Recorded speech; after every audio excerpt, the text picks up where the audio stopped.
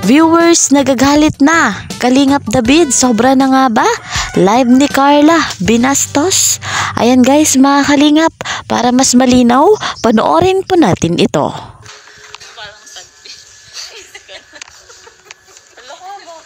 Ayan guys, mga kalingap, kitang-kita ninyo sa video, yan ay live ni Carla, no? Sa hindi pa nakapanood, ay panoorin nyo po.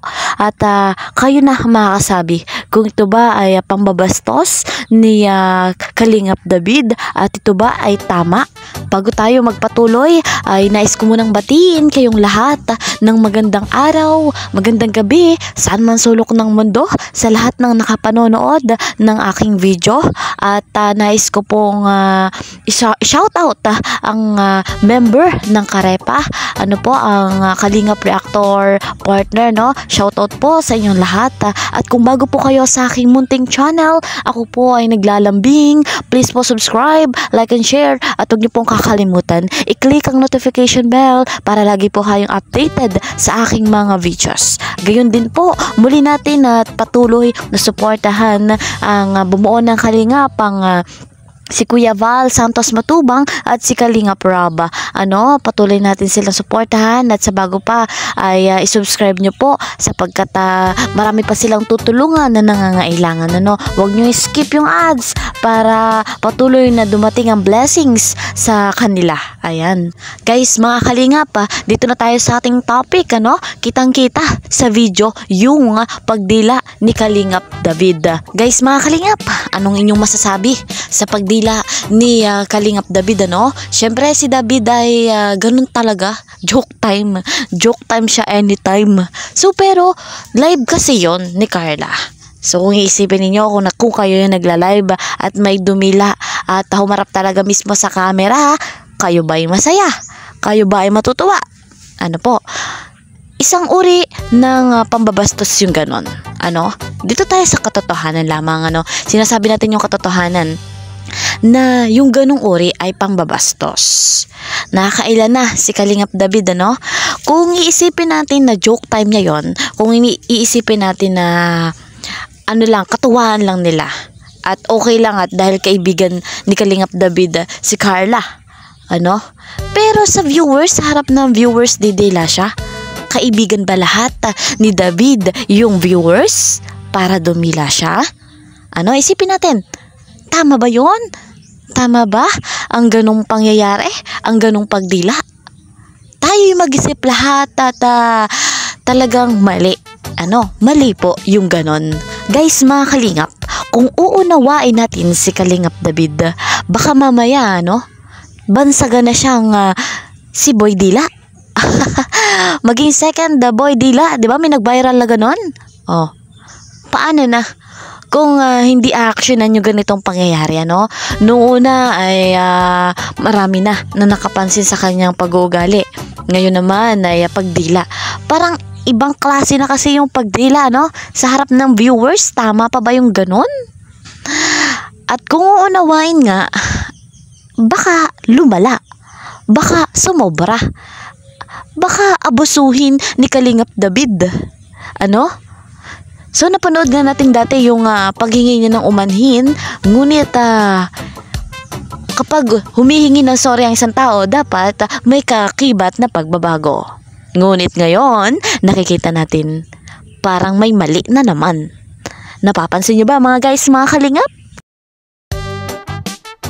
Ito'y opinion ko lamang, Hindi ko binabash si David, Depende sa inyong pagkaunawa. Pero nais ko na si David ay magbago, Nais ko na hindi ganun yung maging attitude niya kapag nakaharap siya sa camera dahil ang pangit.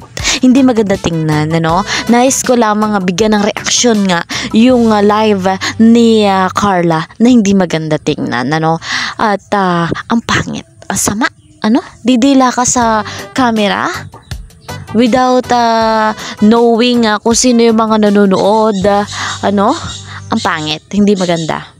We love Carla, we love Jom Carl, pero baka sabihin ng ibang viewers, we hate David. Ayan, ayawan na ng tao si David dahil sa mga nagagawa niya. Marami nang nainis kay David, marami nang nagagalit dahil sa ganong ginagawa ni David, kaya pa naman magbago siguro ni David. Dahil yung ganong bagay ay para sa kanya ay simple lamang dahil nga kaibigan niya si Carla. Pero minsan kapag gagalaw tayo, isipin natin kung sino kung nasan yung ginagalawan natin. Kung sino yung mga nakatingin, kung sino yung mga alam natin na kasama. Ganun lamang ang buhay natin. Kailangan na masaya tayo, hindi yung may pangit na mangyayari. Hindi man didila. Ang pangit kasi, 'di ba?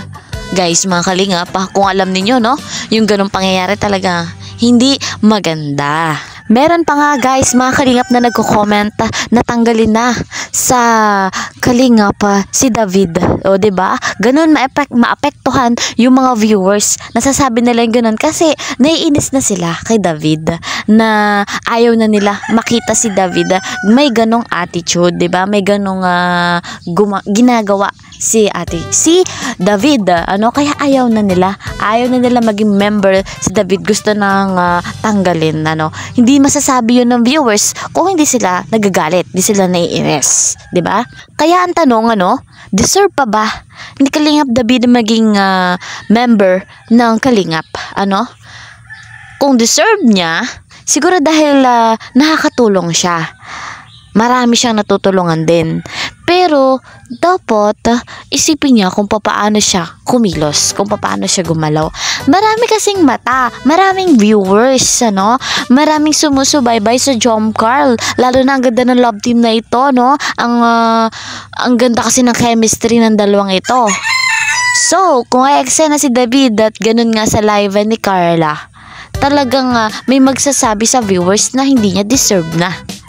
Pwede nang tanggalin, 'di ba?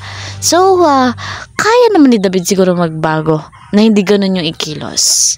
Guys, mga kalingap, bilang reactor, ang tanging payo ko lamang kay Kalingap David, makarating man ito sa kanya, ay magbago siya. Mas mainam na bago gumawa ay isipin mo na. Para yung kasabihan na think before you click. Iugnayin natin sa ganon bagay. Bago natin gawin, isipin muna natin, may masasaktan ba? May nakakapanood ba? Mali ba ito? Tama ba ito? That's it, 'di ba? Tayo nga na tao na pag sa isang bagay may magdidila sa atin, o yung bata man na hindi niya alam na tama o mali yun, at pag dinalaan tayo, i-correct natin dahil mali yung pandidila. Very wrong yung ganon, 'di ba guys, mga kalingap? So, sana si Kalingap David ay maisip niya yung ganong bagay na mali. Kung sa kanila ay okay lamang, pero sa dinami-daming viewers at makakita na ganon, very wrong. Ayan guys, at sana ma-realize niya na mali po iyon. Ayan guys, mga kalingap, mahal natin ng love team na Jom Carl, gayon din ng Dan Choi. At syempre, itong ating EDSI, patuloy natin suportahan silang lahat. Sa mga viewers, listeners ko, subscribers, mga sumusuporta sa aking video, sumusubaybay lagi, maraming salamat po. At subukan ko muli sa next vlog. Ay nakaharap po muli ako, may pinagkakabalhan lang yung lingkod. At see you sa next vlog. Maraming salamat. Bye-bye.